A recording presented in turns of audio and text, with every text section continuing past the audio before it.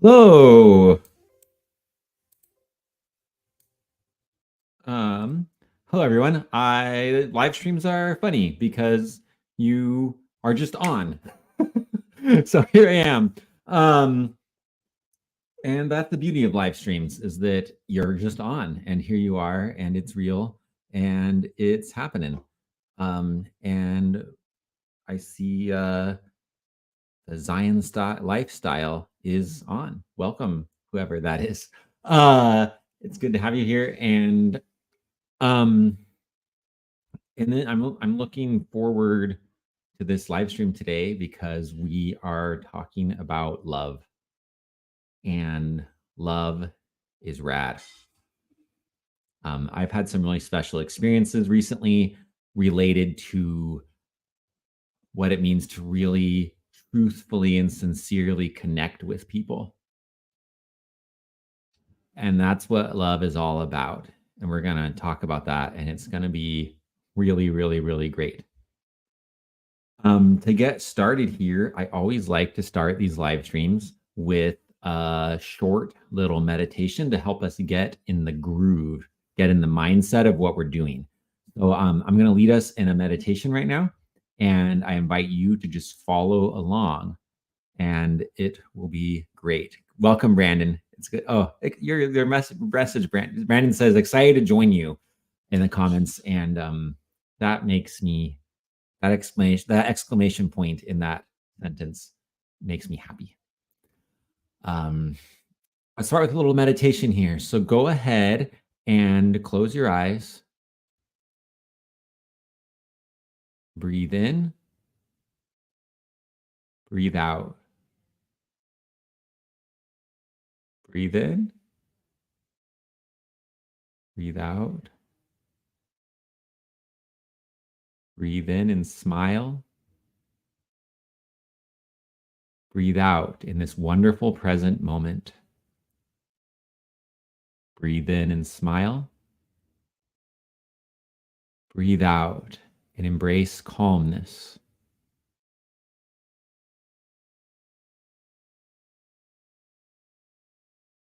Breathe in. Breathe out.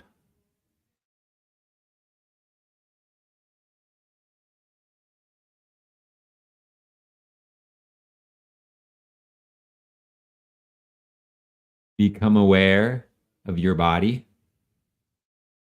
Become aware of the space your body occupies in space.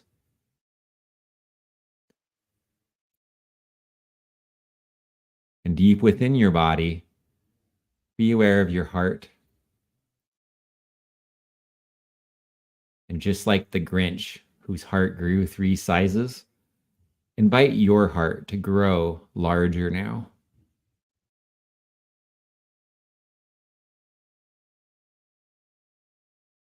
Feel the energy of your heart in the space of your heart growing larger and stronger. Be aware of cords coming from your heart like bands of light and connecting you to people who you love and people who love you. People who have loved you, people who do love you, people who you are yet to meet in the future, people who you are yet to make relationships with and share love with. Grant you transcend time into a state of eternity beyond time where you experience the love of everyone you ever have or ever will love all at once.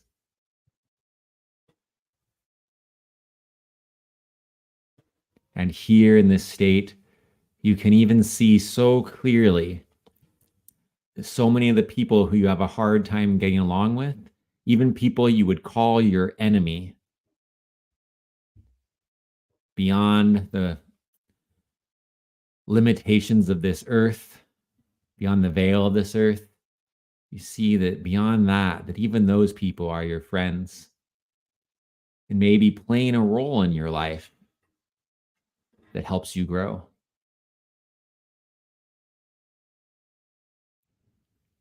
Express gratitude for everyone. Express gratitude for yourself.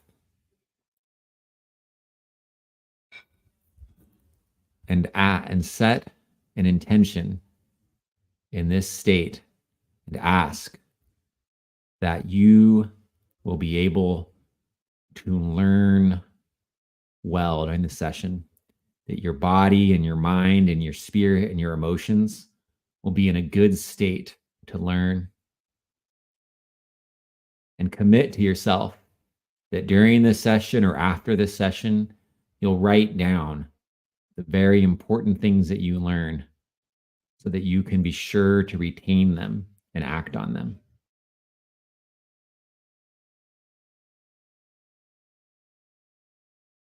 Be aware of a staircase before you, and the staircase represents the steps to growing in love.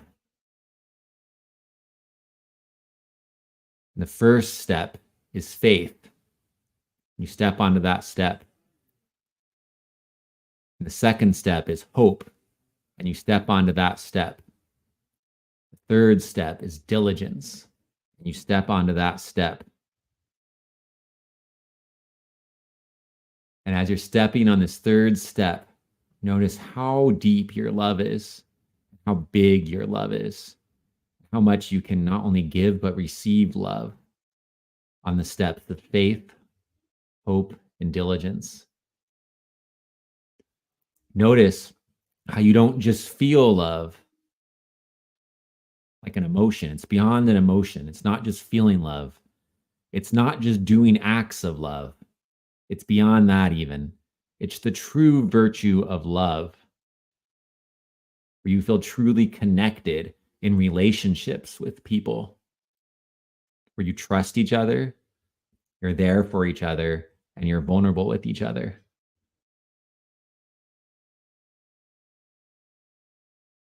Be aware of yourself, sharing hugs with the people you care about, and the people who struggle, and the people who you felt at odds with. Be aware of yourself hugging them and truly connecting with vulnerability and also with boundaries.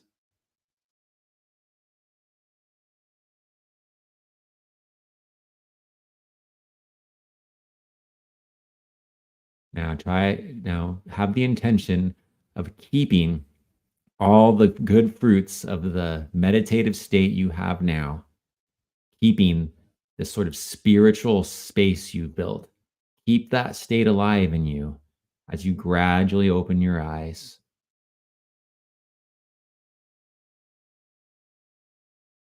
So that we can talk and learn together. We're in our minds and our spirits and our bodies are ready to do it well.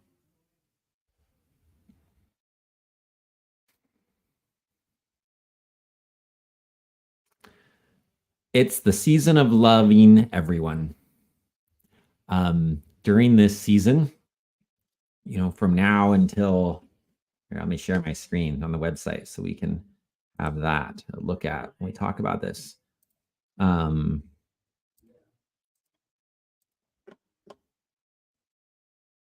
There we go. So we have, look at this, guys. We have all these 13 seasons here. We've fulfilled unity and accepted agency, communicated effectively, created solutions, processed emotions, acted with balance, stayed motivated, increased our understanding, honed our perception, discerned truth, known ourselves. I had such beautiful experience with knowing myself this last season. I don't know if I'll get into that during this live stream today or not, but it was something else for me. It was so wonderful. And now we're on love yourself, love everyone, sorry, which includes loving yourself, by the way. Maybe some people, that's all they're going to work on this season, loving themselves. And that could be great. But loving everyone. So loving everyone's like kind of a culmination of everything, right? We've gone from 1 up to 12. And so between February 17th and March 16th, in that general range of dates, it's going to be much easier to grow in love. And the ways we grow in love can be made permanent so that even after the season's over, we still have that love abiding in us, which is awesome. So we're gonna it's just so special to have this special help of the time of year, of the energy of heaven and earth to grow in love so much more easily. It's gonna be great. If on 13seasons.org, if you click on the Love Everyone section there, you go here and go down to Love Everyone. This thing here has the 12 principles of loving everyone. They're all listed here.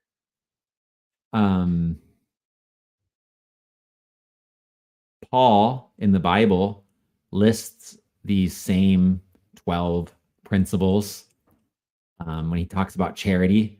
And he says love is and lists a bunch of these, or charity is and lists a bunch of traits charity has. He's saying these same 12 things. He might use slightly different words for some of them, but these are the things he's describing. And speaking of the Bible and Paul, as I've been preparing to know what to say about love today, has been meditating about it, one thing that's become really clear to me is that I don't think I can talk about love in the way that's going to help everyone in the way that will help them best if I don't talk about Jesus along with it. And I just want to say that if anyone's watching this live or later who feels triggered by the idea of Jesus, I get it. I understand. There has, in the last 2,000 years, there has been a lot of evil done by groups of people and individuals in the name of Jesus. His name has been weaponized by all sorts of people in order to try to control others, to get others to do what they want done, to shame and guilt others. A lot has been done with his name. It's not good. A lot of really beautiful, amazing things done with his name too. And I think it's really important to look at that with balance and to look at that with an open mind and to see like the good and the bad that's done with his name for the last 2,000 years. But I get that if you have been personally hurt by someone using the name of Jesus, that your organism with your emotions, your body says that name Jesus hurts me. And then the emotions inside you come up to try to protect you, and anger comes up, and the anger is trying to protect you from being hurt again. And I get that, and I empathize. And so when we talk today, I invite you, when I say, if I use the name Jesus, I invite you to be open-minded and to not hear in that name the things that have hurt you. The Jesus that has been weaponized by people and brought all sorts of shame and stress and stigma and whatever into people's lives. However Jesus was described to you in those contexts is not the Jesus I'm talking about right now. It's a completely different person, right? Like, it's kind of like if I'm talking to you about John and a guy named John, and you're like, oh, I know John. And then I start talking about John. You're like, that's not like John at all. John's a completely different person. And then we realize we're talking about two different Johns, right? I'm talking about, the John I work with, and you're talking about your neighbor, John. And we realize we're talking about different people. And it's like, oh, that makes sense. Now I get what we're talking about here. It's like that. I think we might, if I talk about Jesus and you're like, ooh, that sounds gross. We're talking about two completely different people here. Just throw the idea of Jesus that you have out the window. Don't even think about him. Let's talk about someone completely new you've never met before, named Jesus. And if you want to replace the name Jesus in your mind with just God or the universe or the higher power or the collective goodness of humanity or light or whatever word you want to use, and you want to just, when I say Jesus, you just in your head switch out that name, that's great. Do that. I think we'll totally be on the same page in the way we talk today if you were to do that.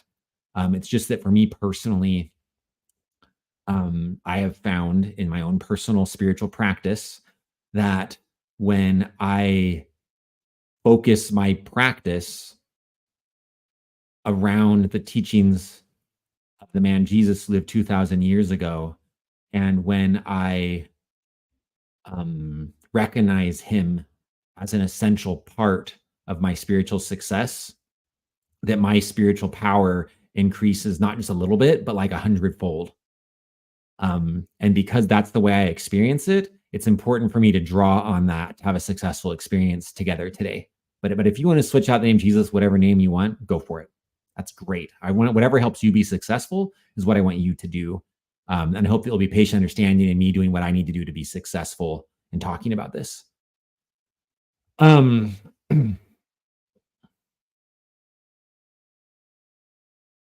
way to think about Jesus, if you want to kind of be like really like what's the word? You want to be a little more like scientific about this? I don't know if scientific is quite the right word, but I'll use that. One way to think about it is like this. Our bodies are adapted to survive in this world. And our bodies have done a good job of adapting for that.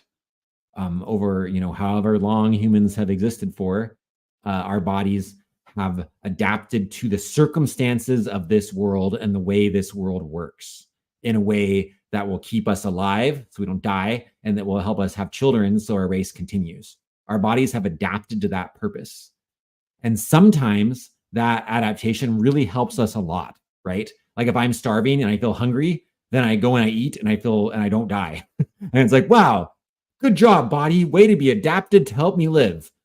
Sometimes our bodies are even adapted to help us get along with each other, right? Like humans need groups to survive, right? A human who is on their own doesn't tend to do as well as a human that's in a group. Humans do well in groups. So our survival instincts actually lead us to form groups and treat other people in the group well so that they'll want to keep us around so that we can live together. And our survival instincts lead us to do selfless, lead us to, serve other people and help other people so that we'll show them that we're a friend. So they'll be a friend back to us so we can live together and take care of each other, and we'll all survive together. Like our survival instincts lead us to do stuff like that. And in that way, our survival instincts are really, really helpful. But in other cases, the same survival instincts get in the way of what's best for us. You can say they're maladapted to our circumstances. And what I mean by this is, let me just give you some examples. My survival instinct might lead me to be like super self-conscious of what someone thinks of me, right? I'm sitting here and going like, oh man, these people need to like me, because if they don't like me, they might not like keep me around. If they don't keep me around, I'll die because I need a community, right? I need a community to stay alive. And so our survival instincts sometimes lead us to be like super paranoid about what people think of us. And we get in that paranoia, becomes like a fear that really messes things up for us. That leads to a lot of unnecessary stress, and leads us to act in ways that frankly aren't good for anyone, right? We act and we end up, that paranoia leads us to like do all these like interesting things to try to make sure that we're liked, that just end up hurting people, and hurting ourselves. And it doesn't actually help the group. And no, it doesn't lead to anyone like having a good time together. And so one way I look at Jesus is Jesus came to be an influence, to nurture every survival instinct we have that's good for us. But he also came to be an influence to help us to transform those parts of us, those survival instincts that don't actually help us. He wanted to help us to recognize that and transform those parts of ourselves into something different. And that he mastered that himself.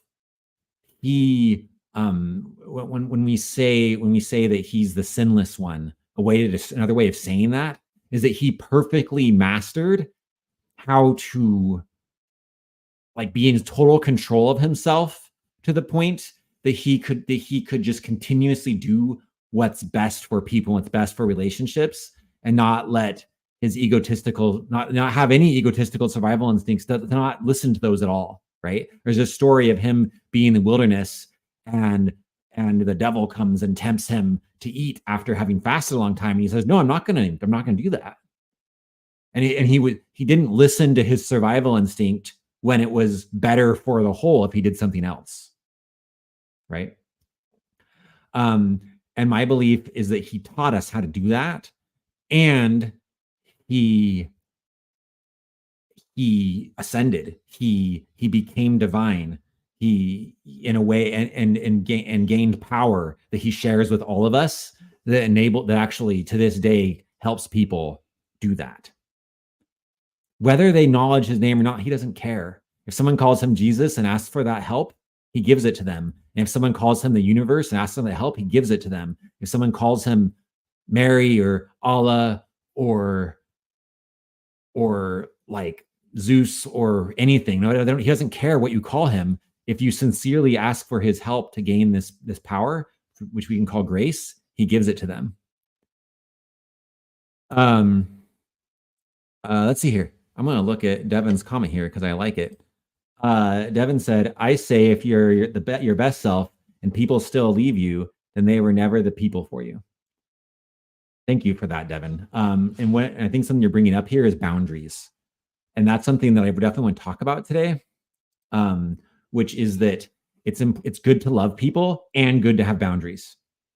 In fact, not having boundaries makes it really hard to love people because it's too scary.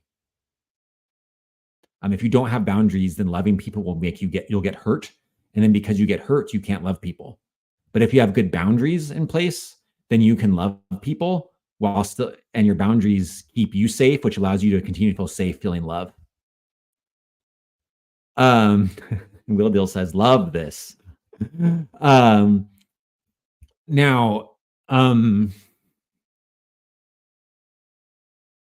let's take a look at how the 12 virtues that we have here. Let me share my screen again. The 12 virtues on the website, how they, that's really small. That's hard for you to see. Let's make those big and me small. Okay, so we have 12 virtues here that we won't talk about all of them today, but these 12 virtues can involve this process we're talking about of like loving people while not letting people cross our boundaries.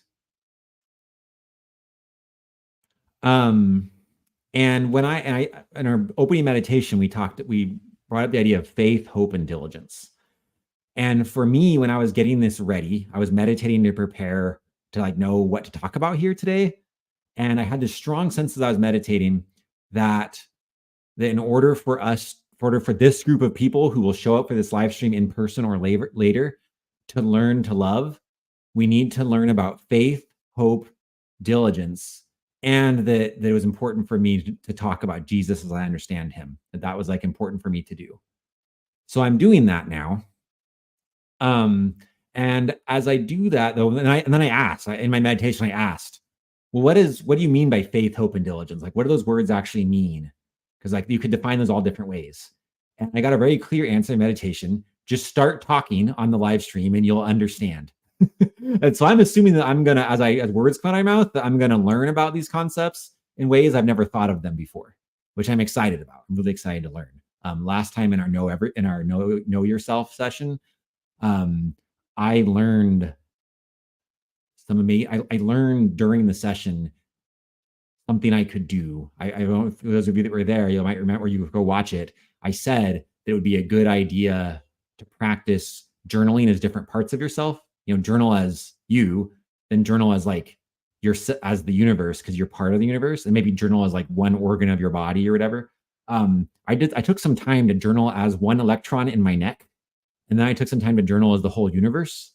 And then I felt moved to journal as bigger than the universe. I felt to use the phrase, the one life, with a capital O and a capital L.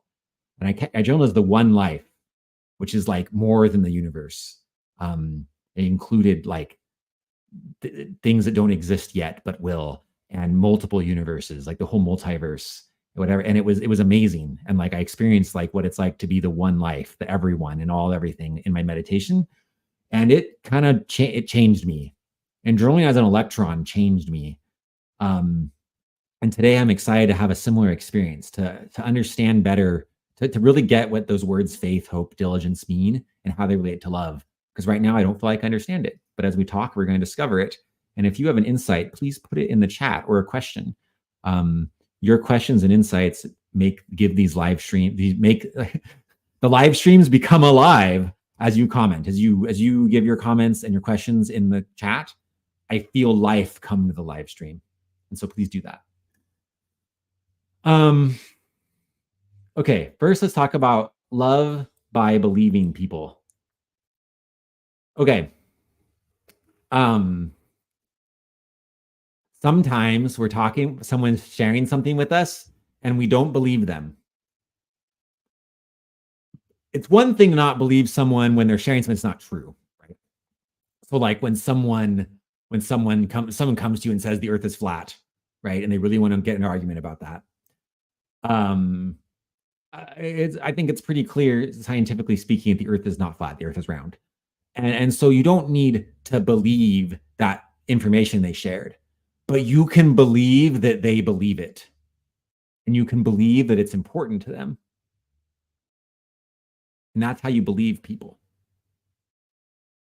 When someone shares their emotions with you and you don't get why they would feel that way, it kind of doesn't matter. Because if that's how they feel, that's how they feel. And if you don't think they're justified to feel that way, that doesn't matter because they feel it. Believe them. Sometimes people share a memory of how something went down, maybe in your relationship with them. And they say, I remember it going like this. And you're like, I don't remember it going like that. And maybe the difference of how it went makes a big deal and like whose fault something was, or makes a big, maybe we're talking about something you did to hurt them and you don't remember it or something, you know? Or you're trying to talk to them about something they did to hurt you and they remember it very differently. Part of loving people is believing that that's how they experience, that's how they see it. You can see it differently than them, but loving them is believing that that's what they understand to be true and that's how they feel. And when you can believe people that way, it creates connection with people. And you can still have boundaries, right? And the boundary is you can say, you know, until I get different evidence, I'm still going to think the way I think. But I'm going to put a boundary up around, you know, how I think and you know, I'm going to be open-minded while also testing my thinking, right? And I'm not just going to believe it. I'm not just going to think the way you do automatically because that's the way you think. I'm not going to say I agree with you automatically because you want it. Those are boundaries that create protection. But with those boundaries up, I can believe you and I can say, I believe that you understand it that way. And I can ask questions to understand better why you think the way you do and why you feel the way you do. And I could show that I care about understanding you while keeping a boundary on my own beliefs and understanding. And when I do that, I create connection with you and we feel love, even if we walk away not agreeing. And so faith is a belief, right? So when I say faith, I'm talking about this kind of this way of believing people.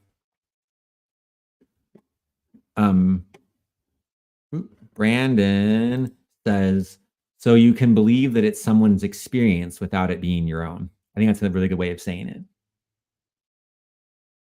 And think about it, when you can believe that it's some experience without it being your own, that's empathy. And empathy is what connects people. But I want to iterate again that it's important for you to have the boundary, because if you don't put up a boundary, if you just like believe people in the sense that you just automatically go along with everyone else says, and someone says something, you go, oh, you're right. If you do that, then you're not loving yourself and you're not being honest and authentic. And if you're not being honest and authentic, you can't connect with people because you're giving them a false version of you.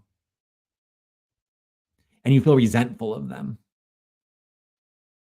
And so these principles we're talking about, it's really important to like open up walls of empathy with people while also keeping boundaries to protect yourself.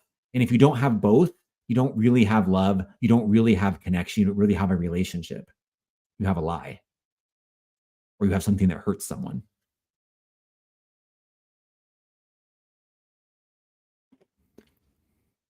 Let's talk about hope. I think that hope is really important to love because it keeps things optimistic. It keep you oh, like, okay. Melissa says that her La, I know Melissa, but it says La Missa one. Her name's Melissa. She says, I have a story that fits with this. Live streams aren't always the best format to share stories. But okay, Melissa, I can do one, I can help, we can do one or two things right now. You can type your story in the thing, and I'll move on, and then I'm going to come back and read it when you're ready, because I think it's important. I think your voice really matters, and it's important to hear it. I think you have things to say that are going to help people. So you could type it and do it that way, or there is a magic thing I learned how to do where I can like send you a link, and you can follow the link, and you'll actually appear in the space with me and can share stuff. So would you like to type it, or would you like me to send you that link and you can actually join me on here?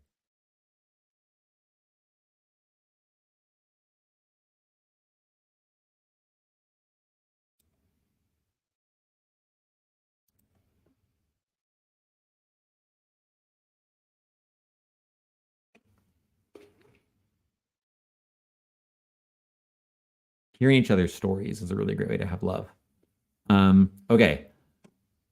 I'm trying to say, I almost want to put the link in the comments, but okay, no, I'll just send it to you directly. Because who knows who will show up if I just set the link out there. Could be some crazy person who we can love. We can love the crazy person, but we need boundaries. Okay. Let's see here. I'm going to email the link to you, Melissa. Here it comes. Here it comes.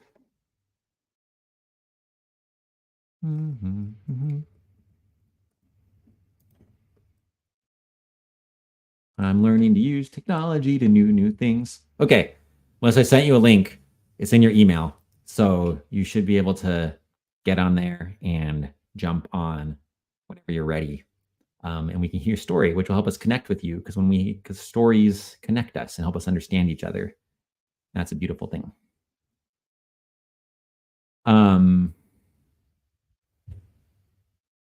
We're waiting for Melissa. I think I can share one more. I can share a story with this. Recently, I was, because I teach high school when I'm not doing live streams. I do other things in my life too, actually, not just those two things. I like to play video games. Playing a good video game right now. Oh, here's Melissa. I'll tell my story later. All right. Okay. Here she. Hello, Melissa. Hi, can you hear me okay? Uh-huh. Okay, cool. So I'm sorry. I'm glad that you learned new things, but hopefully it wasn't too complicated. No, it's super easy. Actually, I knew I learned I could do this, but I hadn't done it yet. So this was a fun test. Oh, Go cool, for it. Cool. Good stuff. Yeah. So let's see. So I was in I have a job where I am what's called a standardized patient for a medical school. So I play the part of the sick patient in our simulations for like I pretend to have like a certain illness, and I like recreate that through like just acting and all the memorizing of like the things that I have going on and stuff. And the student behaves just like how they would as a doctor, and so it helps them to learn how to do a doctor visit and stuff like that. So anyway, so this one time I had my line was to tell them like, I'm really scared. I think I'm having a stroke. And I had to be very scared about that or whatever. Anyway, some of the students were better at empathizing than others. And so in like our feedback afterwards, because we do feedback too, I just mentioned to them that like, whether I do have a stroke or not doesn't really matter. What matters is how I feel. And my fear about what I have going on is real. And so you can't just dismiss that. People have to feel like they're being listened to, and you don't have to believe that they do have a stroke going on or jump to conclusions or anything. But because that, stroke might not be real, but that fear is real. And I think that, and I don't know, just when you were talking about that, that's like a form of love, it just made me think about that, and how, like, empathizing with people is a form of, like, believing them, and a form of being able to love. So yeah. That's such a good example, Melissa. Thank you for that.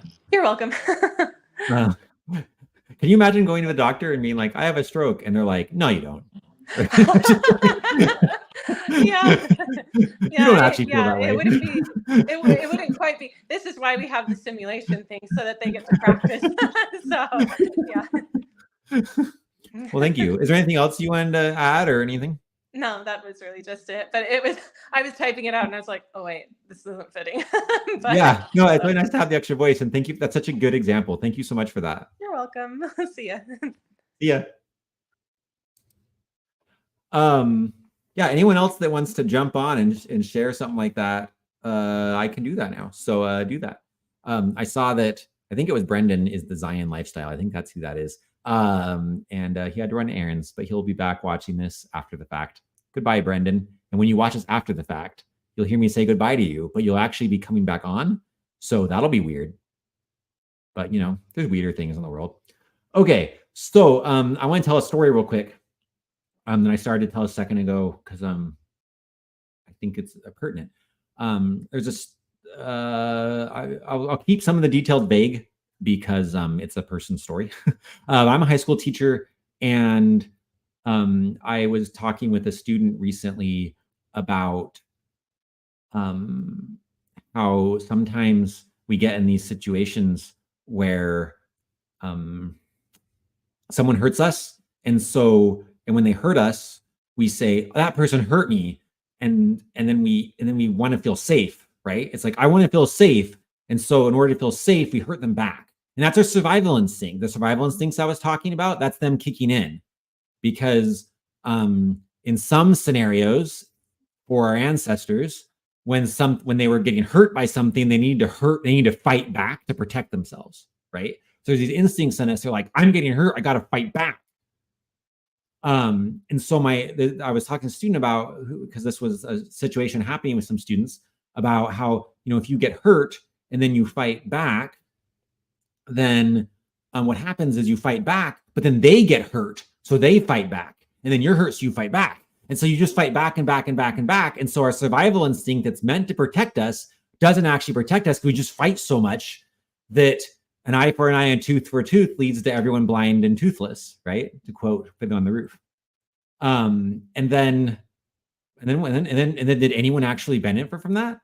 Like, everyone just blind and toothless. No one got helped. And so our survival instinct ends up not helping. But I was talking with a student. I was like, so we talked about this, and I just said to him, I said, hey, so what do you do instead? Like, and he was like, I don't know. Like, he'd never thought about that before. He just knew that if he was getting hurt, he should hurt back, right? And that would protect him. And so we talked about how it can really powerful, how you can use boundaries and love, boundaries with love, instead of fighting back to actually get what you want. How you can go to someone and say, I don't want to keep fighting anymore, because it's not helping you, it's not helping me. I acknowledge that I have done this, this, and this, and I'm sorry, and I want peace. And it's amazing how well people will respond to that. And then you can say, you can say to them, hey, these are the boundaries I want to have moving forward, right? You can hope, ideally they apologize back to you, by the way, because if the hurting goes back and forth, ideally there's apologies both ways. You can't control the people, though. You can't force them to apologize. But if there is apology both ways, then you can set boundaries in place which look like going forward. Or you can apologize and then move forward. And then if they hurt you again, you can say to them, I apologized, I'm moving on. I'm setting up a boundary that I want you to respect, that you don't cross this boundary. And it might honestly mean cutting them out of your life for some period of time. And you can do that with love. Cutting people out of your life can be a boundary where it's not healthy to have interactions with that person, or maybe it's healthy only at a certain level. Like maybe it's healthy to like say hi to them at the store, but not healthy to have them in your house or something. Maybe it's healthy to be friends with them only in certain contexts. Maybe this isn't a good friend to have online, but a fine friend to have in person. I don't know. And you can set boundaries with them to move forward, and you can love them and want and have patience, right? And patience goes back to hope. Okay. One of the love virtues that's on that page is patience. And patience is hope. In Spanish, the word for to hope is esperar. And in Spanish, the word for to wait is esperar.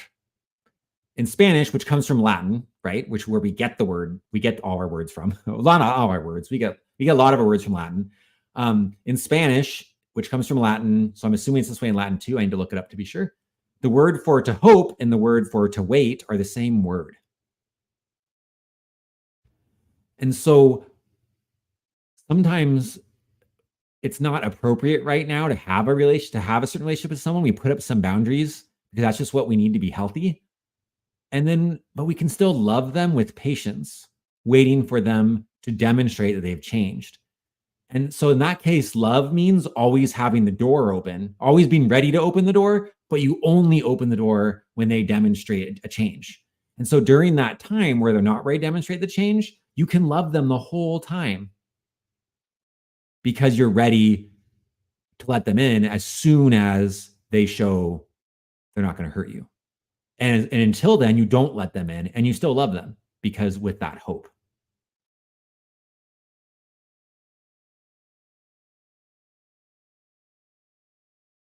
I think another thing to remember when Jesus was on the cross, when Jesus was on the cross, he said, "Forgive them, for they know not what they do." And frankly, no one would ever hurt us if they knew what they were doing.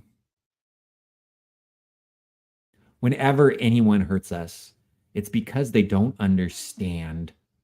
They don't empathize. They don't really understand how their actions were affecting us. If they really got it, they wouldn't do it.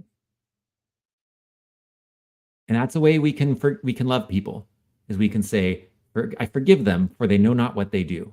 You still put up boundaries to not let them keep doing it to you. But you just understand that if they got it, they wouldn't do it. And that's my belief as someone who believes that we're more than our lifetime on earth, that our existence is much older than that and will last much longer. It's my belief that at some point in anyone's existence, at some point they'll get it. And at some point throughout all of eternity, they'll go, "Oh, I get it." And they'll come to you and apologize sometime, because eternity is a long time. And eventually people get it with enough time. And that everyone will forgive each other for they know not what they do. And in the Bible, I don't know if this is the case in other spiritual traditions, but in the Bible, in the book of Revelation, the earth is the heavenly earth is described as a sea of glass. And so you imagine a sphere that's clear, and everyone's living on a sphere that's clear. Well, that says to me that heaven's is a place where we all see each other clearly and we all have nothing to hide. We can be vulnerable with each other, and we all know each other's faults, and we don't care. We all know everything everyone's done that's bad, and we don't care because we've learned to forgive them, for they know not what they do. That's heaven. It's a sea of glass. Everyone's transparent to each other, and it's okay.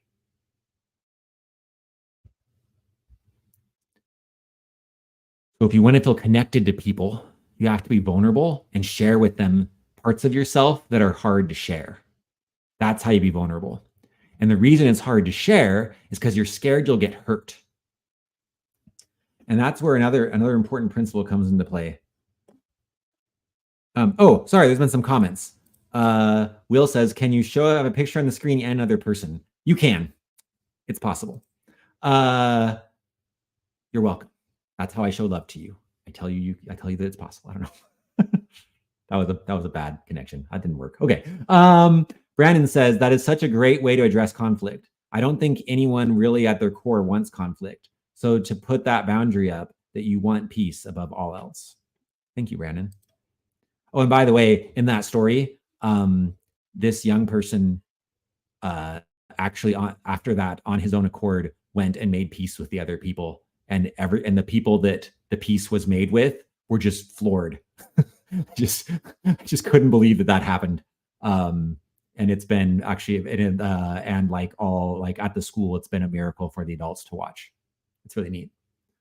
So I want to share my screen again, but I want to be small. No, I did the wrong one. Haha, now I'm small. Okay. So I want to go back to this. So these are the 13 virtues that we focus on 13seasons.org.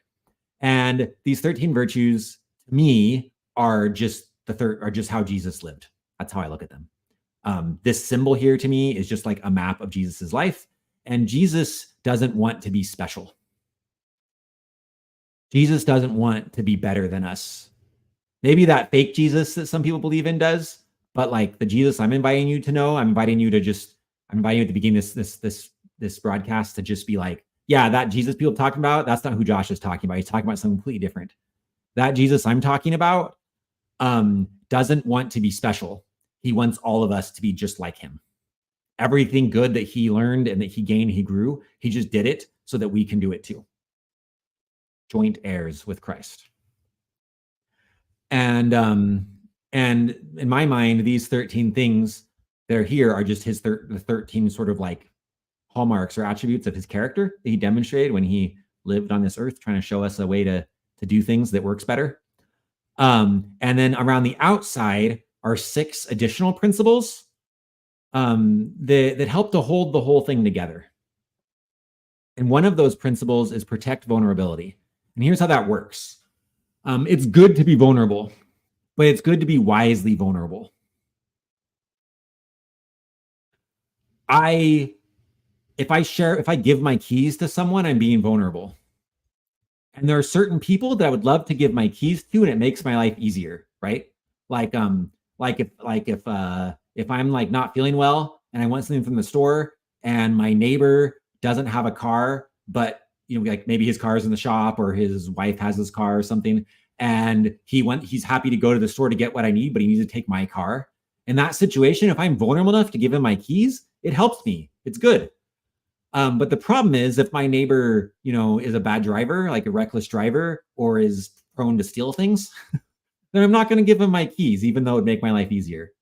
And that's what I'm talking about with vulnerability.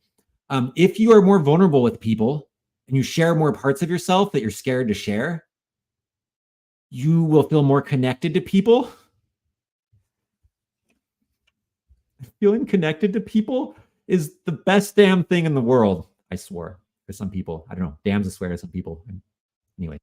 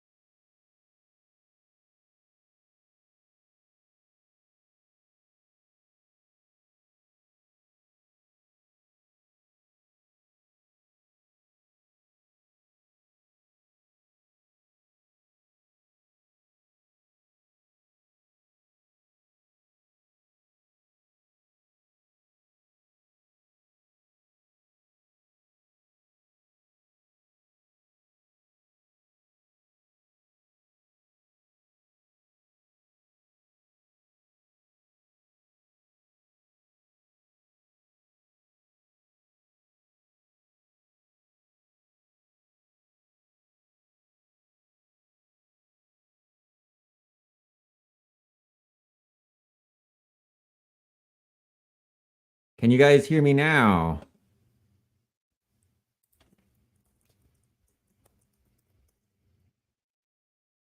Hello, hello, hello.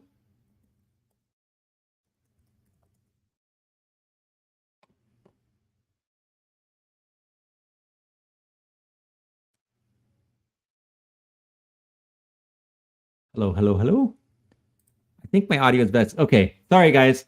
I was like I was thumping the pulpit in front of me, which was my computer, and I thumped it so hard my audio came disconnected. and and I couldn't figure out what was wrong, and I had to figure it out. So I apologize for that. But I think you all can hear me now, I hope. Devin's writing hello. I don't know if that means you can hear me or not, but I hope this is good. I like Devin's comment about my swear. That was good. That was very funny. I like laughing. It makes me happy. So being vulnerable with people is important.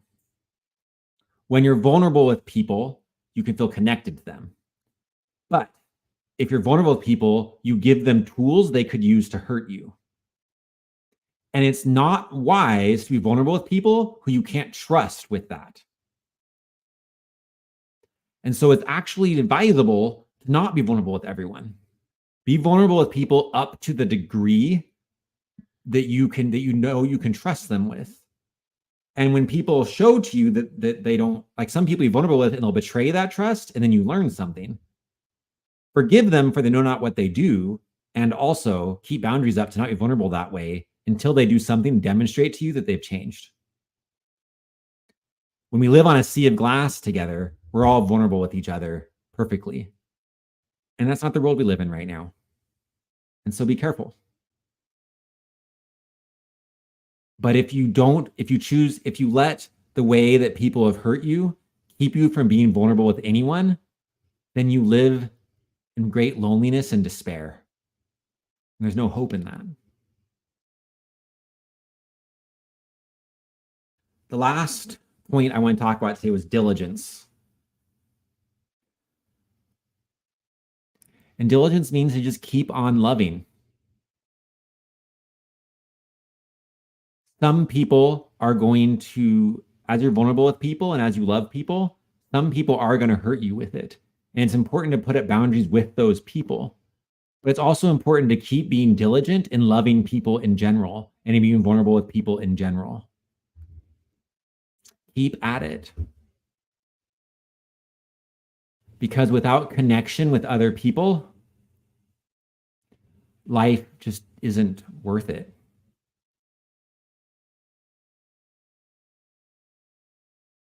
And I want to make it really clear that some people you'll be diligently trying to connect with them and it won't work for whatever reason, and just keep at it. Keep trying, try different ways, try different approaches to be able to learn how to love them, particularly the people that are really important in your life. Keep your boundaries up, while at the same time, keep giving them another chance with your boundaries to protect you. Keep trying a different approach with them to make it work. Or try it with different people. Keep at it even when it goes bad. It's worth it. In some ways, love is like a bag. And when you fill your bag up, but it's like a bag that's like made of some kind of material that expands. And you fill it up with love and it expands. And as your bag gets bigger, when someone hurts you, it hurts more because your bigger bag can hold more hurt. And then you're tempted when you get hurt to like shrink your bag back down so you won't get hurt more in the future. But meekness, which is one of the principles of love, meekness is the ability to get hurt and then keep loving. That's what meekness is. And so when you're meek, you can get hurt and you can put up boundaries and then go, I'm going to keep loving. And what you find is that when someone hurts you, it actually, if you let yourself feel the hurt and you let yourself feel the sadness, you let yourself have that experience, it actually expands your bag even more. And then when you go to try to love again, you can love even deeper because of the hurt. and then you can love more, and then someone's probably going to hurt you again. And as you keep loving and keep hurting and you go through that cycle, it actually keeps expanding your bag bigger and bigger and bigger. When someone hurts you and then forgiveness happens and you make it better, that love is even deeper than it could have been if they didn't hurt you. And a weird blessing comes from that.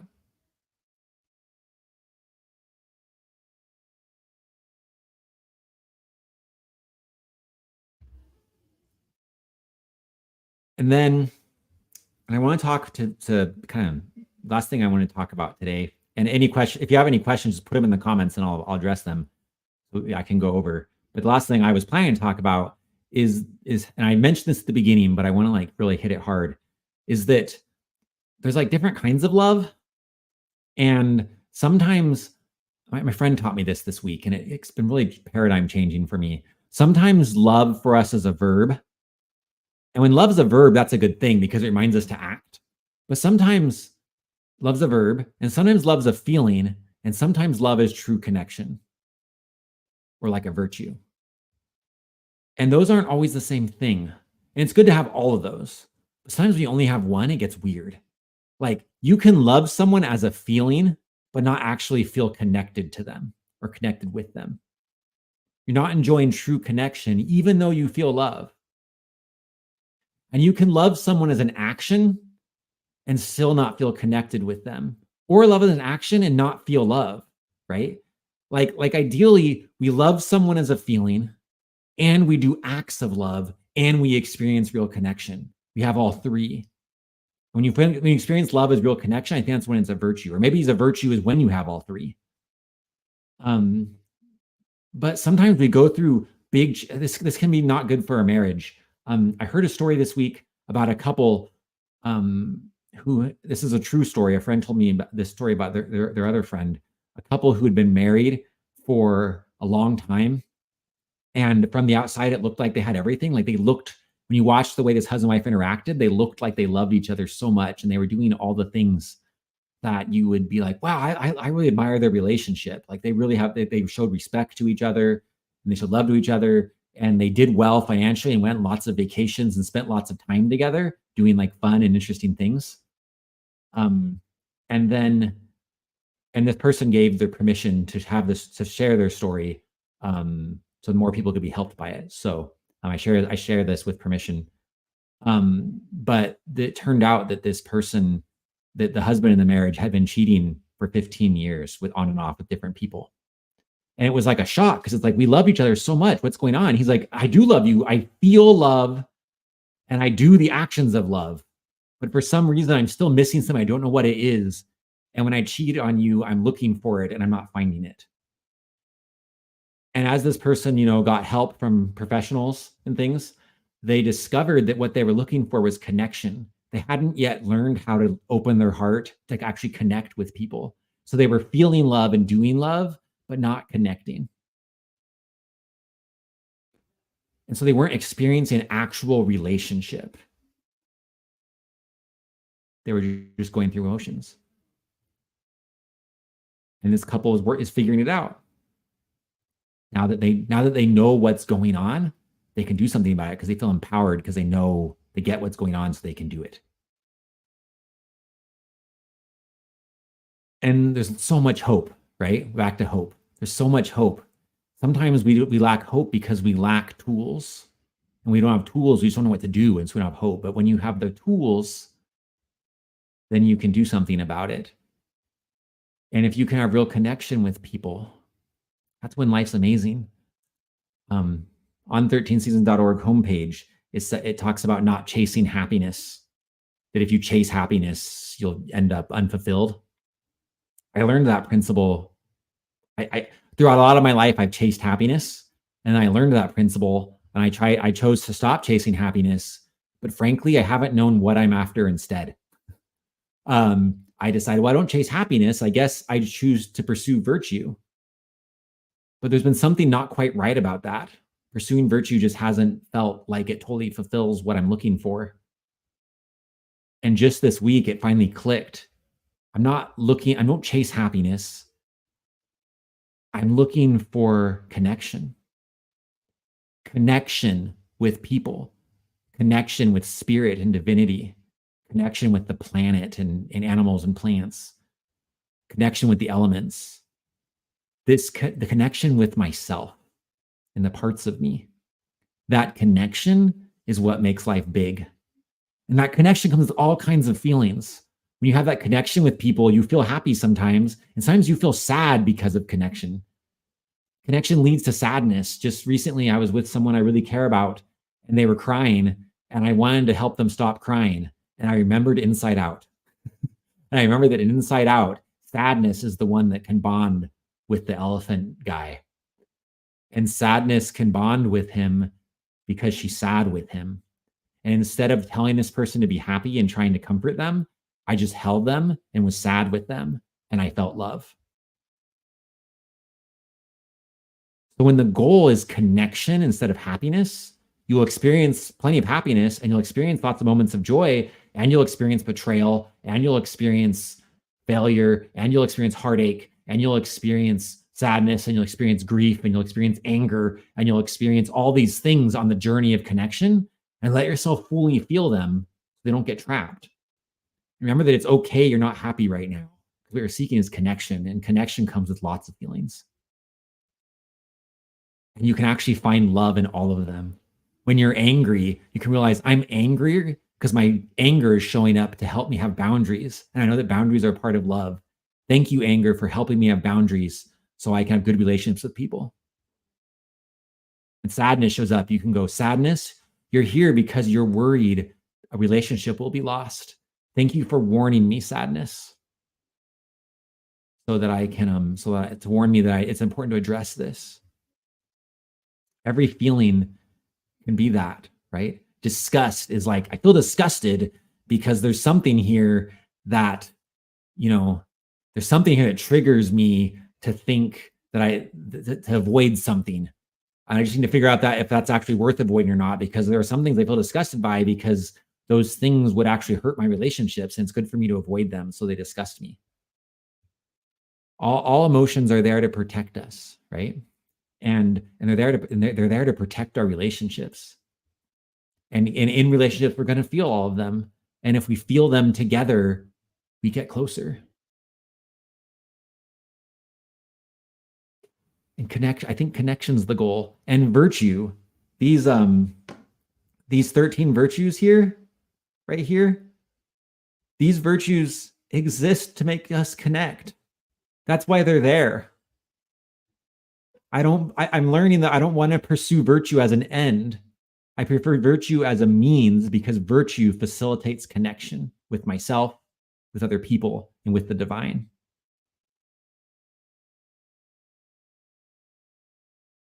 That's why virtue matters. Jesus had some people come to him and say, hey, on Saturday, we're not supposed to work, and you're working. What's wrong with you, Jesus? You're a dumb guy. You do dumb stuff. And Jesus said, the Sabbath was not made for man. Man was made for the Sabbath. He's saying having a day of rest was made to help people be healthy and well, not so that we have some rule we have to follow. Virtue is the same way. Virtue exists to help us connect with each other. It doesn't exist to make us feel bad because we're not doing it, or anything, or because we fall short of it. It exists to we have tools to help us connect, and connection is where it's at.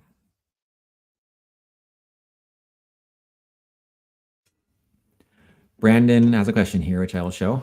Brandon says, do you think that connection is harder as a mortal person in an individual body versus being part of a big universe? That's a cool question. And Devin, I'm going to get to your question too, because I'm going to get to your comment. That's a good one you shared. This is a good question, Brandon. So the way I look at it, let me leave your question up actually, so that we remember what we're talking about.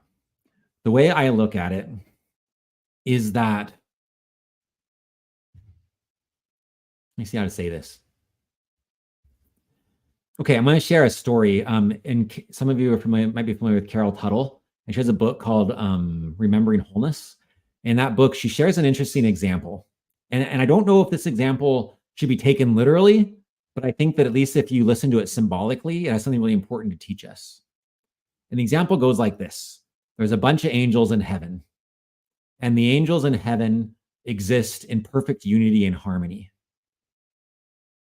And one angel says, God, I want to learn to forgive. Can I learn to forgive? And God says, that sounds great. You can learn to forgive. Why don't, but there's one problem. Who are you going to forgive? And the angel looks around them and sees that in heaven, everything's so great and everyone gets along so well. They exist as part of one big universe. And so there's no conflict. And so there's nothing to forgive. And the angel says, oh no, I'm never going to learn forgiveness. Then another angel comes up and says, hey, how about if we go be humans? And while we're humans, if you want to, I'll hurt you so that you can practice forgiveness. And the other angel says, that's so great. Thank you so much for doing that for me. And the other angel says, yes, but there's one thing you need to do for me. Just anything, I'll do anything for you. And the angel says, please actually forgive me when I hurt you. When we exist as one, when we exist as the universe being together one, yes, it's true that it's easier to get along and love is just the natural state, but it doesn't mean anything to us. When we experience being separate in this plane of existence, in this life we live together here, we experience being separate, then we experience the kind of conflict that gets in the way of connection. And then when we experience connection in spite of that or after that, then love and connection really means something to us. We don't take them for granted.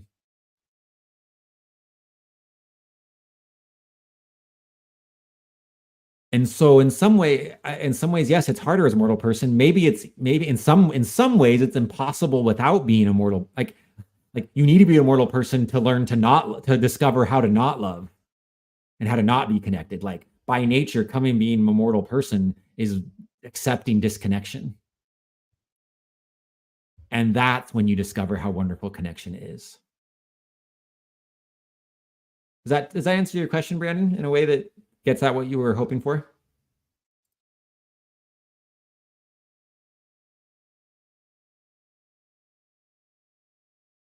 Mm-hmm. Sometimes there's this like information gap between me talking and you getting the stream and then you hearing me say it and then you typing something and then it showing up in my end. It's like this gap that happens. But it's cool. I'm fine with that.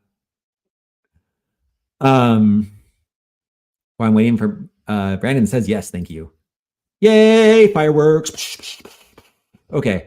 Devin, I just want to say that I appreciate your vulnerability. You say you've summed up in just a few words the main issue I deal with nearly every day with the family I was born into. Thank you. Thank you for being vulnerable. You've chosen to be vulnerable with some people that you don't know because you put it you put this out on the internet. And I just appreciate your vulnerability. And I hope that you feel some portion of love and connection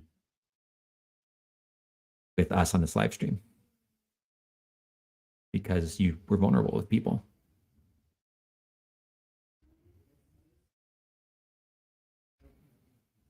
Does anyone else have any questions or comments they want to throw out before we end with a short meditation?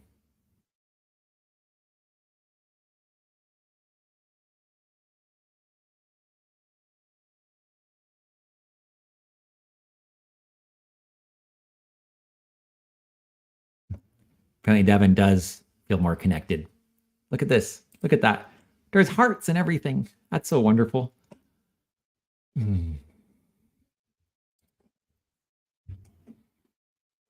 Okay.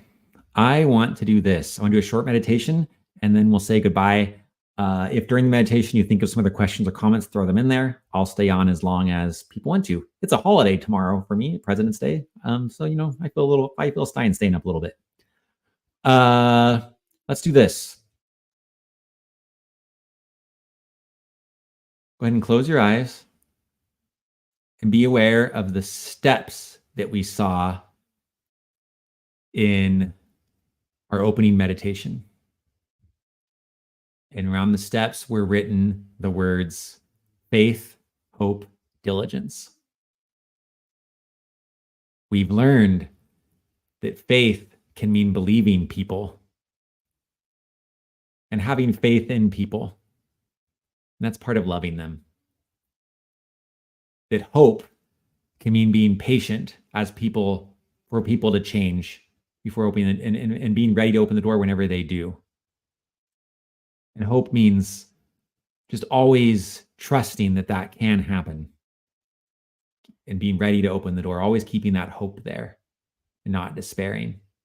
Hope means having the tools you need to know how to connect with people, which are the virtues, the 13 virtues. And those tools, learning virtues in any practices like meditation, like a meditation like this, or whatever practices help you practice those virtues. You have the tools that you need to be able to create connection, and you can have hope with in your relationships because you know there's a way to do it. Talk about diligence, which means to keep loving even when it's hard, trusting that the fruit of love will come. Now you climb those steps, and when you get to the top of the steps, you enter a new room. And you look around this room, and the bricks of the walls of the room have the names of family on them. You look around the room and you see so many different family members' names, maybe friends as well, people that have been important to you in your life. You see their names written on the bricks. And you look at one brick and you see the name of someone that just makes you mad. Like when you see that person's name on that brick, you get angry and you want to like break the brick or scratch it out or like hit it hard or something. You want to spray paint over that brick or just deface it somehow. Just that person makes you so mad. Be aware of whose name is on that brick for you.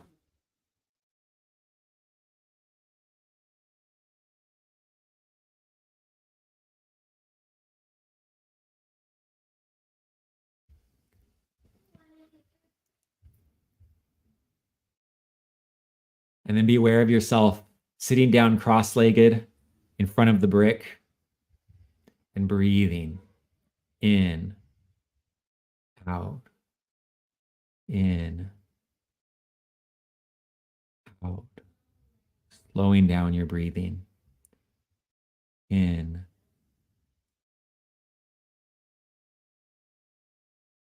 out, in, out. As your breathing slows down, your heart rate slows down, you can think about this person in a more calm way. Remember the experience you've had with this person. And there's plenty to remember about times they've hurt you. But the reason why them hurting you hurts so much is because you love them. And you love them. That's why it wouldn't hurt if you didn't love them.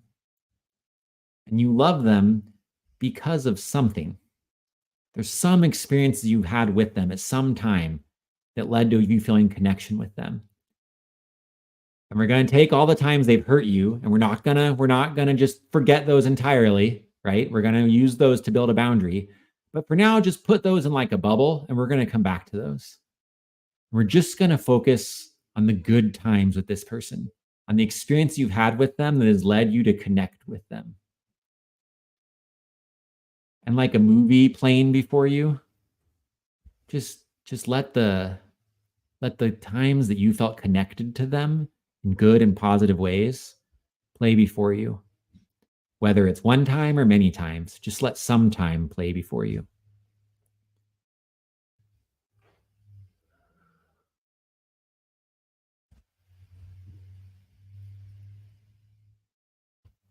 And your whole body starts to fill up with pink light. It's the pink light of love for this person and connection to them.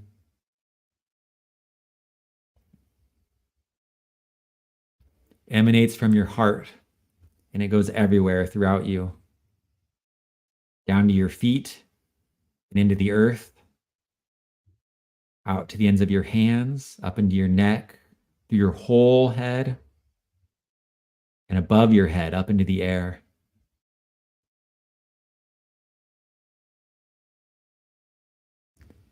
And glowing bright with this pink light, which has a golden shimmer inside of it. You're ready to look at the brick with their name again. And you look at it and you feel a little different towards them. Something shifted. Notice the nature of the shift. And decide at this time what you could ask yourself, what could I do? What's appropriate at this time in my life while maintaining appropriate boundaries to show love to this person? And just notice what answer comes to you from inside yourself.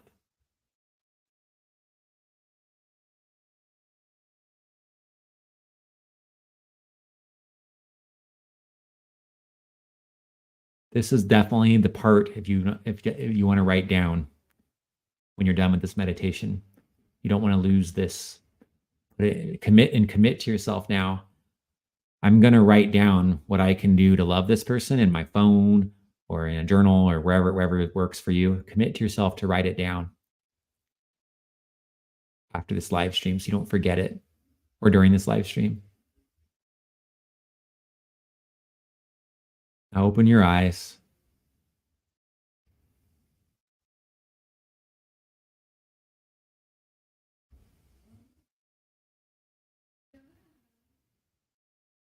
I don't know who your subconscious, who your deepest, highest self brought to memory for you in this scenario, and what you felt to help them.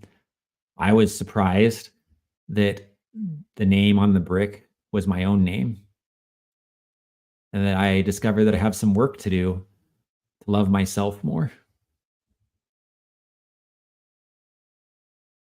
And I felt that what I knew to love myself more is to look myself in the mirror every day, let my eyes see my own eyes, and tell myself I love you every day for the next little while. That'll be one of my practices during this love season. I'm excited to hear what yours are. And feel free at any time to reach out to me and let me know how your love season practice is going. Ask questions. Feel free to come back to this very live stream and add to the comments any updates you want to give on how love and everyone's going for you. If you comment on here, it alerts me. So I'll see that. I think it alerts everyone else who's commented as well. I just want to say to you all, bon voyage. Bon voyage is like good journey. Bon voyage this season. Have a good journey with it. You will be, if you are serious about growing in love this season, then you will have experiences come to you that challenge your ability to love. You're being given heavy weights to lift, because it takes lifting heavy weights to grow muscles. And so when experiences come that challenge your ability to love, you can say, oh, it's the love season, and I'm being given weights so I can grow in love. And you can go back to what we've learned together here. You can go to 13seasons.org and click on the Love Everyone part and read some of the principles there. Or you can go to any other principles or people in your life that you've learned that help you with love. And I believe, for me, I go to Jesus. I believe you can go to him too, and he doesn't even care if you call him Jesus. Call him whatever you want to call him. He'd like to help you too.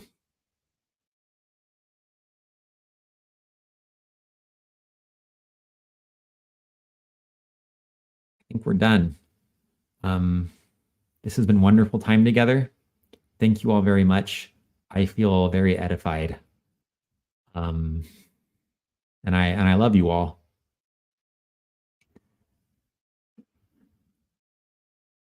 Oh, that's the last comments on the screen as we wrap up. Brandon says, this is like the awkward time where we're done, but now people are commenting things and there's a time gap because it's a live stream and it's awkward. Brandon says, I can attest, but we're wrapping up now, but feel free to throw some comments in. Feel free to just jump off now if you want to as well. Brandon says, I can attest that too.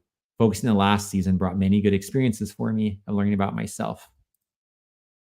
Excited for this season. I feel that too. Will Dill says, hey, which is for horses. And horses, I love horses. So we can love the horses and their hay. Give them hay. I don't know. All right. I love you all. I really do. And I'm excited to love you more because of how much I've grown and how much I've expanded my bag of loving ability this season. And just keep at it. One season at a time. Goodbye.